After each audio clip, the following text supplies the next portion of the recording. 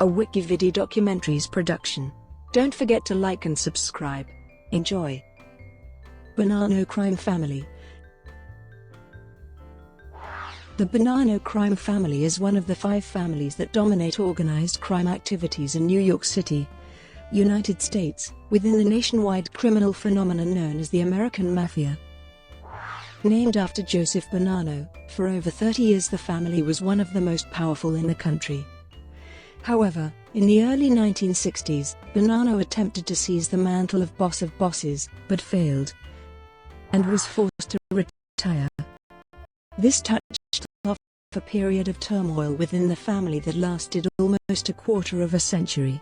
It was the first of the New York families to be kicked off the commission due to infighting for the boss mantle, as well as allegations the family was actively dealing heroin and that an FBI agent calling himself Donnie Brasco had infiltrated their ranks. Later, the family faced shaky leadership, with the acting boss Carmine Galante murdered in 1979 at the command of Philip Rastelli, the actual boss. The family only recovered in the 1990s under Joseph Massino, and by the dawn of the new millennium was not only back on the commission, but also was the most powerful family in New York. However, in the early 2000s, a rash of convictions and defections culminated in Massino himself becoming a government informant in 2004, in relation to murder and violence. The Bonanno family was seen as the most brutal crime family out of the New York 5 families during the 20th century. Sicilian origins. The origins of the Bonanno crime family can be traced back to the town of Castellammarese del Golfo located in the province of Trapani, Sicily. The Bonanno Mafia clan was led by boss Giuseppe Pepe Bonanno and his older brother Stefano as advisor. The strongest ally of the Bonanno clan was the boss of the Magadino Mafia clan, Stefano Magadino. During the 1900s, the Bonanno and Magadino Mafia clans feuded with Felice Buccellato, the boss of the Buccellato Mafia clan. After the deaths of Stefano Bonanno and Giuseppe Bonanno, their younger brother, Salvatore, took revenge, killing members of the Buccellato clan. In 1903, Salvatore Bonanno married Catherine Bonventure, and on January 18, 1905 she gave birth to Giuseppe. 3 years later Salvatore Bonanno moved his family to New York City. While away, Stefano Magadino took over running the Bonanno Magadino Bonventure Mafia clan. Salvatore Bonanno, along with members of the Bonanno Magadino Bonventure clan, began establishing dominance and control in the Castellammarese community of Williamsburg, Brooklyn. While operating in Brooklyn, the Castellammarese leaders were able to preserve the criminal organization's future. In 1911, Salvatore Bonanno returned to Sicily and died of a heart attack in 1915. Stefano Magadino arrived in New York and became a powerful member of the Castellammarese clan. In 1921, Magadino fled to Buffalo to avoid murder charges. The Castellammarese clan was taken over by Niccolo Schiro. Castellammarese War. In 1927, violence broke out between the 2 rival New York Mafia factions and soon developed into a full-out war known as the Castellammarese War. The conflict started when members of the Castellammarese clan began hijacking truckloads of illegal liquor that belonged to Giuseppe Joe the Boss Masseria. The Castellammarese clan was based in Williamsburg, Brooklyn, and led by Niccolo Cola Schiro, who tried to work with Masseria. But one of the group's leaders, Salvatore Maranzano, wanted to take control over New York's underworld. Maranzano took control of the Castellammarese clan, continuing a bloody mafia war. The Castellammarese faction was more organized and unified than Masseria family. Maranzano's allies were Buffalo family boss Stefano Magadino, Detroit family boss Gaspar Milazzo, and Philadelphia family boss Salvatore Sabella, or Castellammarese. Maranzano's faction included mobsters Joseph Bonanno, Carmine Galante, and Gaspar di Gregorio. Maranzano was also close to Joseph Profaci, future boss of the New York Profaci family. Finally, Maranzano established a secret alliance with Bronx Reina family boss Gaetano Reina, a nominal Masseria ally.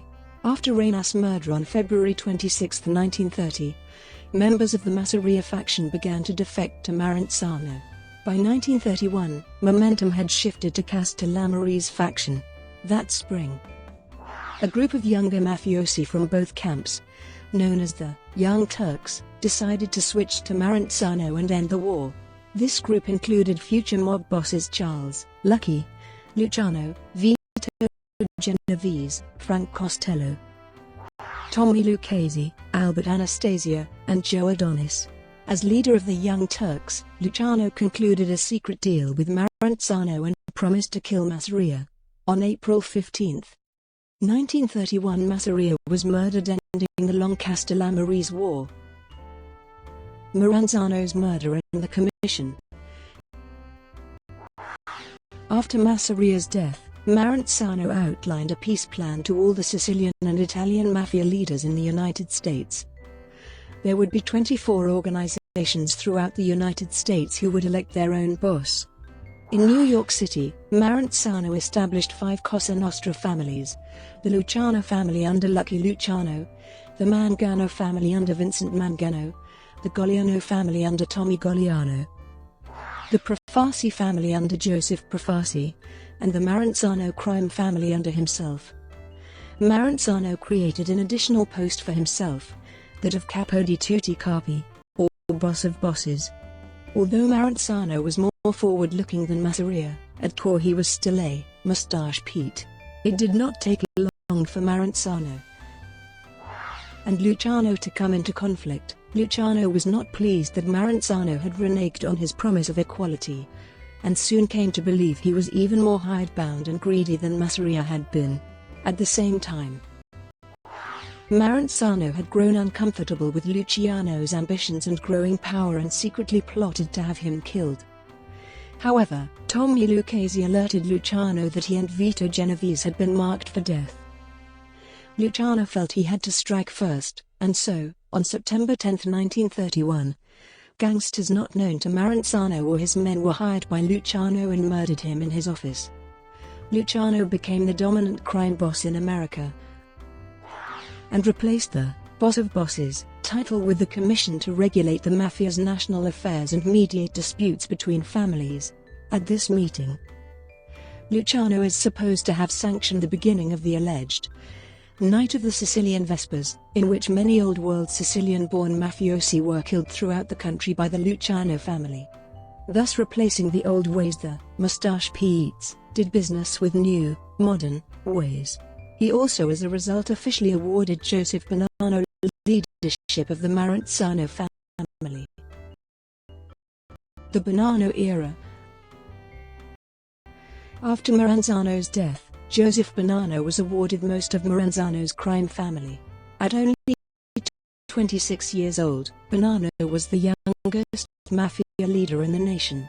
Years later, he claimed not to have known about the plot to eliminate Maranzano, but it is very unlikely that Luciano would have allowed him to live had he still backed Maranzano. Bonanno directed his family into illegal gambling, loan sharking, and narcotics. The family also built significant criminal interests in California and Arizona. With the support of his cousin, Buffalo crime family boss Stefano Magaddino, Bonanno also expanded into Canada. Like Maranzano, Bonanno believed in the old-world mafia traditions of honor, tradition, respect, and dignity as principles for ruling his family. He was more steeped in these traditions than other mobsters of his generation. The Bonanno family was considered the closest knit of the 5 families. Because Bonanno tried to restrict membership to Castellammarese Sicilians, he strongly believed that blood relations and a strict Sicilian upbringing would be the only way to hold the traditional values of the mafia together. Over the years, Bonanno became a powerful member of the commission due to his close relationship with fellow boss Joe Profasi. In 1956, the relationship between the two bosses became stronger when Bonanno's son Salvatore, Bill Bonanno married Profasi's niece Rosalie. The Bonanno-Profasi alliance deterred the other 3 families from trying to steal their rackets. The Banana War, 1964-1968, so called as a play on the phonetic sound of the name, Bonanno. The stable power relationship between the families collapsed with the death of Joe Profaci in 1962. Bonanno was now threatened by an alliance of Tommy Lucchese and new boss Carlo Gambino. At the same time, Bonanno was facing rising discontent within his own family. In the early 1960s, many of the Bonanno family members were complaining that Bonanno spent too much time at his second home in Tucson, Arizona. In 1963, Bonanno and Joe Magliocco, Profaci's successor as boss of the Profaci family, conspired to wipe out several other mob leaders: Stefano Magaddino, Carlo Gambino, Tommy Lucchese, and Frank De Simone. Magliocco was given the task of wiping out Gambino and Lucchese, and gave the contract to one of his top hitmen, Joe Colombo. However, Colombo instead alerted Gambino and Lucchese. The other bosses quickly realized that Magliocco could not possibly have planned this by himself. Knowing how close the Bonanno and Profaci families had been over the last 3 decades, they viewed Bonanno as the real mastermind. The commission summoned Magliocco and Bonanno. In view of their pioneering roles in the New York Mafia, the commission intended to go easy on them, with nothing more than a fine and loss of their family. However, only Magliocco showed up. He admitted his role in the plot and was forced to give up his family to Colombo. On October 21, 1964, Bonanno disappeared and wasn't heard from again for almost 2 years. After months of no word from Bonanno, the commission named Capo Gaspar Di Gregorio the new boss. The family split into 2 factions, the Di Gregorio supporters and the Bonanno loyalists. In the media, the event was referred to as the Banana Split, or Banana War. The Bonanno loyalists were led by Bonanno's brother-in-law Frank Labrizzo and his son Bill Bonanno. In 1966, Di Gregorio arranged for a sit-down in a house on Troutman Street in Brooklyn. Di Gregorio's men arrived at the meeting, and when Bill Bonanno arrived, a large gun battle ensued. The Di Gregorio loyalists had planned to wipe out the opposition, but they failed, and no one was killed.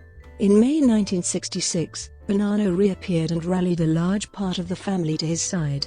He claimed that Magaddino, acting on behalf of the commission, sent 2 of his soldiers to kidnap Bonanno and held him captive for 6 weeks. However, this account is almost certainly false based on contemporary accounts of the time. Several of Bonanno's button men were overheard expressing their disgust that Bonanno took off and left us here alone. And New Jersey crime boss Sander Cavalcanti was overheard saying that Bonanno's disappearance took the other bosses by surprise. Bonanno may have had another reason to disappear. He was facing a subpoena from U.S. Attorney Robert Morgenthau, and faced the choice of either breaking his blood oath or going to jail for contempt.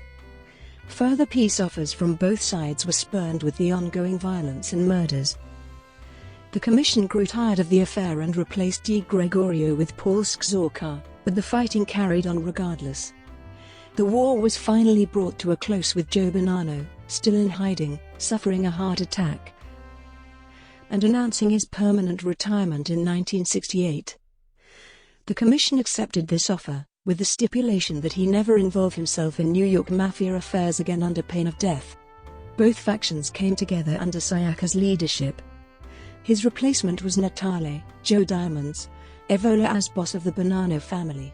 Evola's leadership was short-lived. His death in 1973 brought Philip Rastelli to the throne. Rastelli regime. Due to the infighting of the Bonanno family, it was spurned by the other families and stripped of its commission seat. Rastelli took charge of a seemingly hapless, doomed organization. Rastelli's former friend Carmine Galante became a powerful and dangerous renegade, having previously acted as a focal point for the importation of heroin to the USA via Montreal. Galante set about refining the family's drug trafficking operations. The incredibly lucrative deals he was able to make the family a fortune, but with the other 4 families being kept out of the arrangements, Galante was making a rod for his own back. When 8 members of the Genovese family were murdered on Galante orders for trying to muscle in on his drug operation, The other families decided he had outlived his usefulness at the head of the Bonanno family. On July 12, 1979, Galante was shot dead by 3 men at a restaurant in the Bushwick area of Brooklyn. Rastelli took over once again, but the family's internal strife was far from over. 3 renegade capos, Philip Giaccone, Alphonse, Sonny Red, Indelicato, and Dominic, Big Trin Trinchero began to openly question Rastelli's leadership and apparently plotted to overthrow him, with the blessing of the other families. Rastelli had the 3 men wiped out in a hit arranged by then street boss Dominic, Sonny Black, Napolitano, as well as the future boss Joseph, Big Joe, Massino. In August 2006, the alleged boss of the Montreal Cosa Nostra, Vito Rizzuto, was extradited from Canada to the United States to face charges in the 1981 murder in New York of the 3 Bonanno captains. Vito Rizzuto was released from prison in Colorado and returned to Toronto, Ontario, Canada, on October 5, 2012. Donnie Brasco. 2 of the men involved in the murder of the 3 rogue capos were Benjamin Lefty Guns Ruggiero and his capo Dominic Sonny Black Napolitano. Ruggiero had an associate, Donnie Brasco, whom he proposed for full family membership. In reality, Brasco was undercover FBI agent Joe Pistone, conducting what would become a 6-year infiltration of the family. Pistone's undercover work led to numerous charges against the Bonanno family. Both Ruggiero and Rastelli received lengthy sentences. On August 17, 1981, Napolitano was shot and killed in a basement by Ronald Filocomo and Frank Curly Lino as punishment for admitting Pistone to his crew. Anthony Mirror, the man who had brought Pistone to the family, was also killed. Pistone was on the verge of becoming MAID when the FBI ordered him to end his operation on July 26, 1981. Pistone wanted to become MAID, believing that if it got out that a mafia family had allowed an FBI agent into its ranks, it would destroy its reputation for invincibility. However, Pistone's superiors felt it was too dangerous. After the Donnie Brasco affair, the Mafia Commission removed the Bonanno family from the panel. However, when the federal government pressed charges against the New York Cosa Nostra leadership in the Mafia Commission trial, the Bonannos avoided indictment. They were thus the only family whose leadership wasn't decimated as a result of the trial. The leaders of the other major families were all sent to prison for life, with the Lucchese family losing its entire hierarchy. As a result, the Bonanno family was able to keep its leadership intact and build up its power again. Under Massino's command, Rastelli's death in 1991, following a period in which he ruled the family from inside prison, saw the promotion of Massino to the top spot. However, Massino had been the real power in the family since the mid-1980s. One of his first acts was to change the family's name to the Massino family. Like other mafiosi, Massino had been very displeased at Bonanno's tell-all book, A Man of Honor, and believed he'd broken the code of omertà by writing it. However, the change never stuck, and most people outside the family continued to use the old name. Massino was 49 years old at the time he formally became boss, and knew he potentially had a long reign ahead of him if he could avoid the pitfalls that landed other bosses in prison. With this in mind, Massino adopted a more secretive way of doing business. He shut down the family's social clubs, believing they were too easy to bug. He also streamlined the family's chain of command, assigning a group of capos to oversee a particular enterprise and report to underboss and brother-in-law Salvatore Vitali. He also barred family members from speaking his name. Instead, they were to point to their ears when referring to him, a nod to how Genovese boss Vincent Gigante told his men to point to their chins rather than use his name. Remembering how close Pistone/Brasco had come to actually becoming MAID, Massino required any prospective soldier to be on record with a MAID man for at least 8 years before becoming MAID himself. He also strongly encouraged his men to volunteer their sons for membership, believing that they would be less likely to turn informer and be more loyal. However, the family already had a reputation for loyalty. It was the only family that had never seen one of its members turn informer in the 7 decades since the Castellammarese War. Massino not only concentrated on the narcotics trade as had become mandatory for a mob boss, but also in other areas less likely to draw the attention of the authorities than drugs, such as the mafia's stock trades of racketeering, money laundering and loan sharking.